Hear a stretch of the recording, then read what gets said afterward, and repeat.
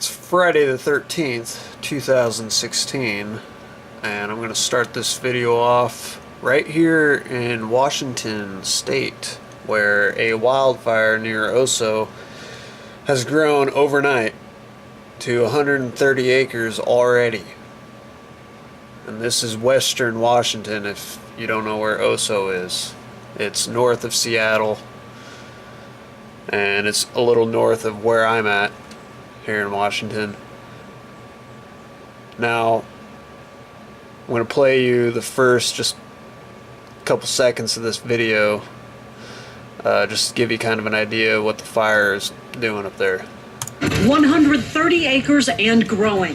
The first Western Washington wildfire is out of control. It's like the fire just walked up the hill like it was no big deal. Tonight, the one thing ruled out as a cause, and we are asking if the state is ready for another record-setting season. So, you heard the guy, the local down there, say it's like the fire just walked up the hill. You know, such dry conditions. I mean, the fire just crawled right up the hill like it was just dry timber ready, set for fire. And the lady who's doing the report said, "Is Washington State ready for another record-setting season?" Wait a minute.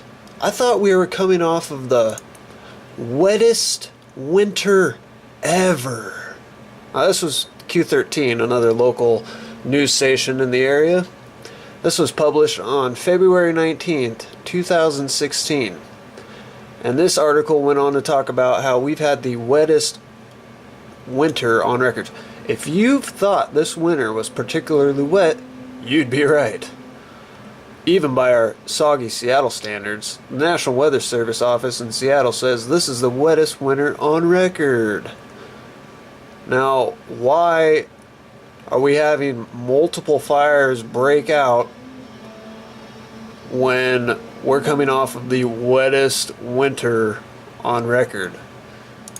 Even if you look at the U.S. Drought Monitor map, this is recently released. Washington up here, you know, we're not even on the scale of being in a drought. But yet, fires are still exploding everywhere. We just had the one right over at Lake Iniat, just across the mountains, burned quite a few acres.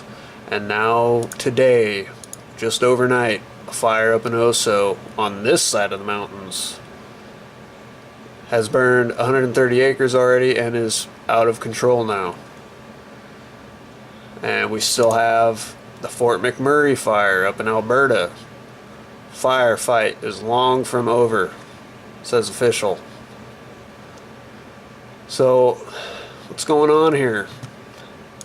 Well, there's an article that was put out on May 9th by Dane Wigginton, who runs geoengineeringwatch.org, fantastic website.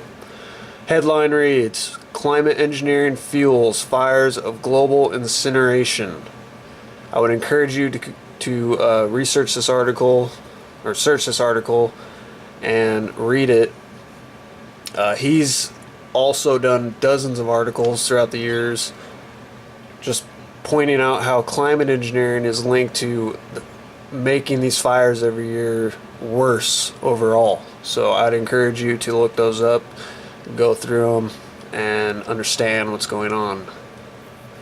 And I'm going to finish this video looking at the NASA Worldview map here. I'm just going to change the filter back. Now this was May 11th, and I'm looking just in Oregon right now. There wasn't a lot of headlines. I didn't hear any stories about this. I just noticed this when I was going to make this video. You see little puffs of smoke throughout Oregon already. This is 1, 2, 3, 4, 5 little puffs of smoke. So some significant fires will be able to catch the smoke on the satellite. And up here west of Portland, looked like maybe a big fire was there as well. And some small ones down here by Redding, right in Dane Wigginton's area. I mean, you can see the chemtrailing going on. And, oh crap, sorry about that. There we go. I jumped ahead. I'm at May 13th now. Go back to May 11th. Alright, now that I've shown you those, that's what I'm going to show you next. Is I'll go to May 12th and look at this. Oregon was getting hammered yesterday. You can see the massive amounts of chemtrailing they got going on in this area. Washington was also, I was also seeing aerosol trails up here, but they aren't the lingering horizon trails. The ones that come out, they linger around for a little while. Sometimes they leave like the two little squiggly trails behind it that slowly dissipate. Anyone who's seen those, they know what I'm talking about. On May 13th now, today, holy crap. I mean, the whole western coast looks like we're just getting, carpet bombed. Hang on, I gotta move my cat here.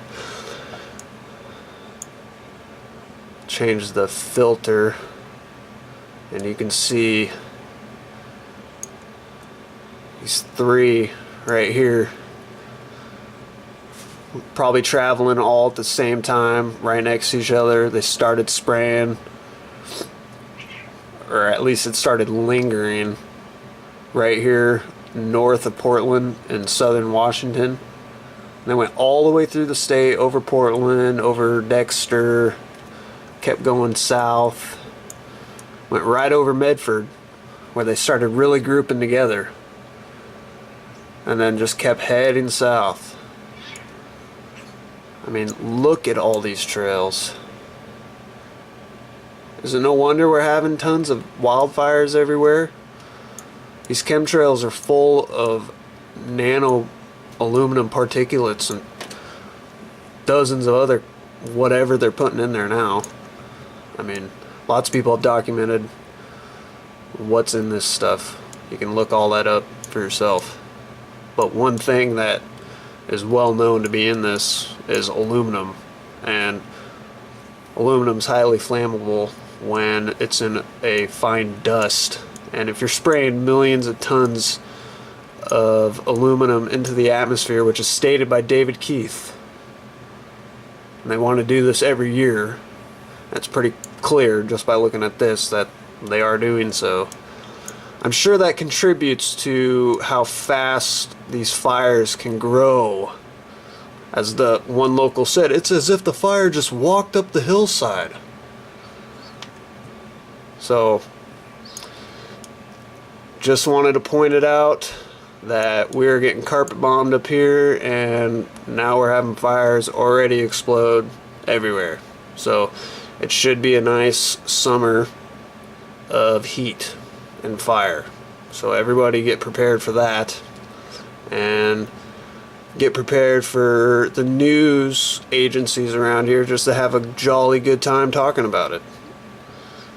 So look up stratospheric aerosol geoengineering, solar radiation management, climate engineering, weather modification, cloud seeding, and go to geoengineeringwatch.org, and like I said, read Dane Wigginton's article, Climate Engineering Fuels Fires of Global Incineration, and I'll leave links for all this down below.